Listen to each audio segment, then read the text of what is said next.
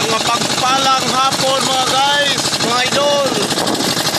So pauwi na tayo. At naka-isang tray din tayo mga guys. Ayan oh.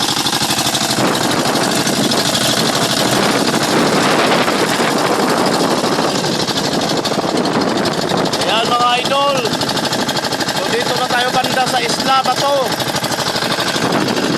Ayan mga guys.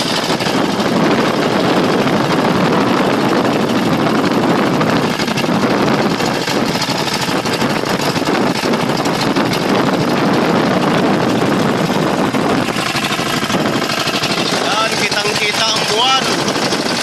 Kung medyo inabutan tayo ng alanganing oras mga guys, pero walang problema kasi maliwanag ang buwan. So doon lang mamaya sa daanan ko, medyo mahihirapan ako doon kasi sa ilalim ng mga kakahuyan. Talagang ingat-ingat na lang. Yan mga idol, maligid, talagang lumubog na ang araw. Yan, banayad lang panahon, mahangin pero walang alon.